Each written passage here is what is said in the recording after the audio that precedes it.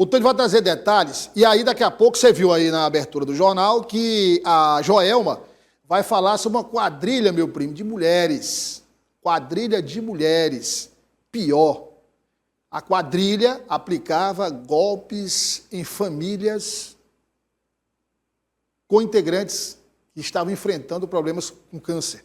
Estavam com câncer. Um momento de tensão, um momento de dificuldade, um momento de tristeza, de muita luta. A doença sempre causa muitos estragos, e aí, obviamente, a morte, muitas vezes. E ainda assim você tem que enfrentar uma situação dessa, de sofrer um golpe utilizando o problema do seu ente querido. Já, já, os detalhes. Mas você vê aí, ó, a imagem que nós estamos mostrando do assalto, a arma de fabricação caseira. Os casos que a gente tem mostrado, meu primo, é impressão minha, não sei se você tem essa mesma impressão, mas tem aumentado o número de casos de arma de fabricação caseira, sem percebido, né? Tanto na apreensão, tanto nos crimes, tentativa de homicídio, assalto, homicídio, como também tráfico de drogas. Tem aumentado as armas de fabricação caseira. E ele estava realizando assalto e terminou nessa situação que você está vendo aí. Tony Silva, vamos contar como foi esse roteiro da tragédia. Começou aonde, quais eram as vítimas e como ocorreu esse confronto para terminar nessa situação de óbito. Boa tarde, seja bem-vindo. Boa tarde, meu compadre Douglas Cordeiro. Exatamente. Olha, este episódio, Douglas, foi na noite de ontem, na região sudeste. E, de fato, como você bem narrou aí, a polícia encontrou a arma que a polícia encontrou ao lado do corpo, de fabricação caseira. Vai passar por perícia para saber se é um simulacro ou se é uma arma que poderia disparar mesmo, porque foi encontrada uma munição, mas o delegado diz que não tem como precisar. É preciso primeiro passar por uma perícia para determinar que tipo de arma, se seria um simulacro de arma de fogo ou se uma arma de fabricação caseira. Mas a aparência de uma arma de fabricação caseira é com poder letal. Inclusive, um projétil foi encontrado também no local. Mas foi tudo muito rápido e, inclusive, Douglas, já tem um vídeo circulando de que este suposto assaltante morto na ação seria filho de um cantor. Né? O delegado não pôde nos confirmar essa história, mas está averiguando claro que o pai não tem nada a ver com isso e que, inclusive, também teria ficado surpreso, mas não acobertou. Ele chegou a dizer para os policiais que estiveram no local que o filho ele já tinha informação de que o filho praticava, mas ele jamais imaginou que isso pudesse ser real, não acreditava nesta hipótese, né? Daí então foi surpreendido com o anúncio da morte do filho em esta tentativa de assalto. Nós temos detalhes na reportagem e a gente acompanha agora. Vamos acompanhar. Uma pessoa morreu e outra ficou ferida durante tentativa de assalto na noite da última quarta-feira, no conjunto Renascença 1, zona sudeste de Teresina. O suposto assaltante morto na ação foi identificado como Yuri, de apenas 17 anos de idade. O outro ainda não foi identificado. A vítima ela andava lá na região, possivelmente atrás de vítimas para realizar assalto. A gente sabe que ele realizava uma série de assaltos em companhia de colegas dele lá da região onde ele morava.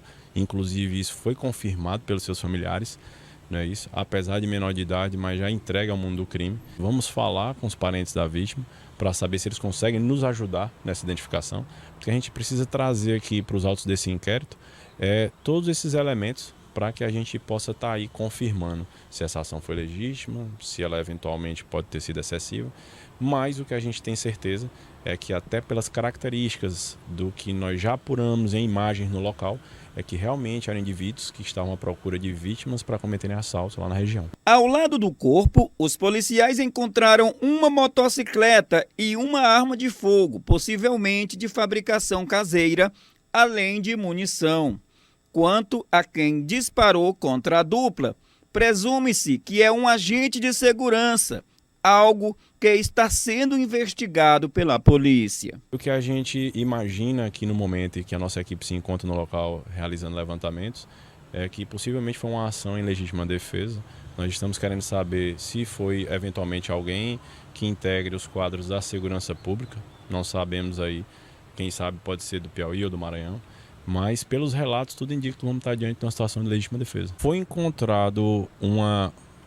Foi descrito para nós como simulacro, mas a gente vai aguardar a perícia, tendo em vista que foi encontrado um projétil intacto.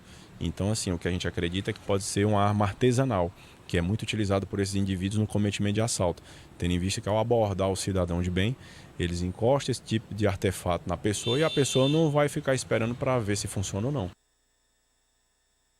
Tá aí, Douglas, o delegado confirmando aquilo que já havíamos dito, e então, pela forma como tudo aconteceu, acredita-se que possa ter sido uma pessoa treinada, pronta para este tipo de reação, mas não há confirmação ainda. Provavelmente um policial que não dá para dizer ainda se do Maranhão ou do Piauí, mas a polícia já está investigando e a hipótese mais provável é essa de que esta reação tenha partido de uma pessoa com preparo. As imagens de câmeras de segurança lá da região mostraram que essa dupla estava circulando pelas ruas lá no decorrer da noite e apenas a polícia está querendo saber se está correta com relação ao horário em que a dupla estava sendo vista e com o horário que coincidiu lá com a tentativa de assalto, porque eram por volta de pouco mais de 8 horas da noite, quando essas câmeras começaram a visualizar essa dupla com as mesmas características, as vestes, inclusive, são confirmações da própria polícia, que provavelmente acredita-se que já era essa dupla procurando vítimas aleatórias. Há informações também extraoficiais, informações que não foram ainda confirmadas, de que a dupla teria tentado assaltar uma panificadora que fica nas proximidades. Isso também a polícia está levantando. O fato é que um ficou morto lá no local e o outro teria saído ferido, como disse o delegado, mas até o momento não procurou nem uma unidade de saúde, pelo menos até que se saiba, não é? Mas certamente as investigações irão trazer esta confirmação, Douglas. Tony, quando você se submete a essa situação, você sai de casa com esse intuito, você tem a certeza que essa é uma possibilidade real certamente de ocorrer, entendeu? Porque a polícia é ágil 90% das vezes, não pode dizer 100%, porque ninguém é 100%, nenhuma instituição é 100%, mas a polícia chega, vai para o confronto se precisar, e acontece isso. Eu estava, não assisti todo, se o documentário é 1h30, assisti só 20 minutos, um pouco indisposto, não continuei. Mas vou assistir. Que é o documentário, você lembra, meu compadre? O documentário, aliás, não o documentário, a figura. Aliás, você lembra, e o Brasil todo lembra, não as gerações mais jovens, mas quem tem aí 30 anos ou mais, lembra. Leonardo Pareja. Sim, sim. Leonardo Pareja. Olha, o que esse rapaz fez no Brasil, na época, década de 90, vamos lá, né? Década de 90, hoje é outra realidade, mas na década de 90, ele mobilizou a atenção do país inteiro, ele enganou a polícia por diversas vezes, e as atitudes que ele tomou para a época, para hoje, para a realidade de hoje, já são audaciosas. Para a época, então, não se fala. Pra você ter uma ideia, só citar um caso aqui, você lembra disso? Ele invadiu um hotel, meu primo, ele invadiu um hotel.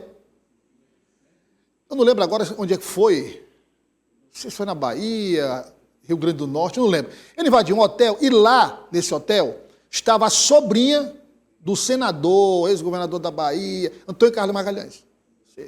Carlos Magalhães, poderosíssimo, na década de 90. Ele roubou lá e sequestrou. Sequestrou, mas não fez nada com ela. Aliás, eu vou já chegar lá. Mas, enfim, ele sequestrou e a polícia toda, obviamente, foi ao local e tal.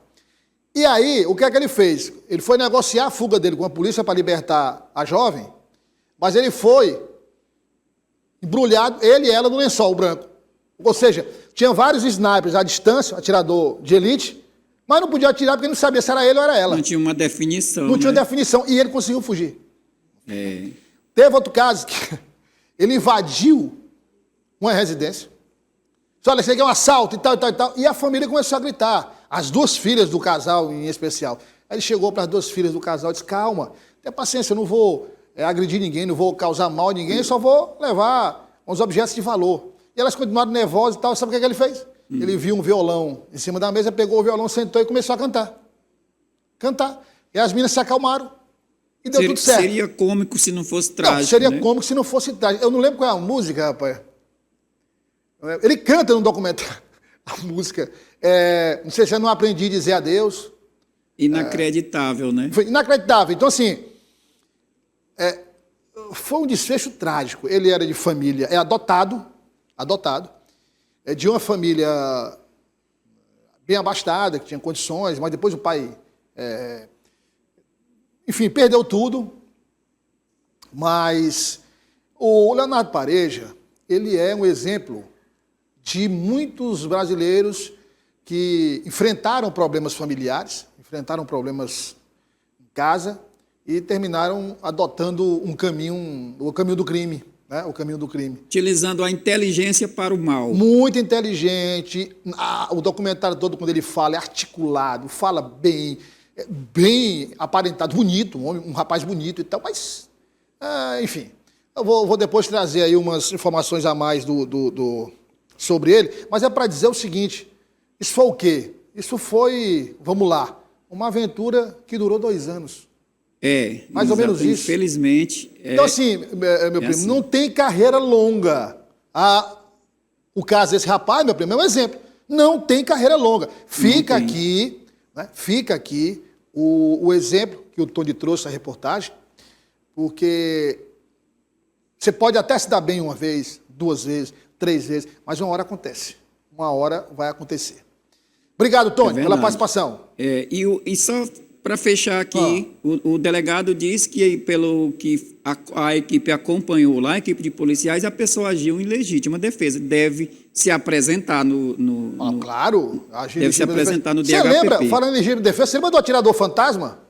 Pois é. Ele sumiu, né? Não apareceu mais. Não apareceu mais. mais. Meu primo? Nós mostramos vários casos aqui, realmente estranhos, bem próximos um do outro, com os criminosos morrendo nas mesmas circunstâncias. Chegaram a chamar a pistola de ouro, né? Tô só rindo aqui, eu me lembro, repercutiu pistola muito. de ouro, atirador fantasma, Isso. sumiu, né? Nesse caso, como o Tony falou, a vítima disse, vou me apresentar e tal, foge do flagrante do período, vou me apresentar, foi legítima defesa. A probabilidade é essa, pela experiência do delegado, ele relatou isso. E tem um detalhe, Tony, não é difícil provar mesmo não, porque o que é que ele estava praticando? Assalto. Sim. Então, sem dúvida, para essa pessoa não chegou para conversar. E as próprias imagens da região irão estar mostrando aí, ajudando no desvendamento do caso, evidentemente, nas investigações do DHPP.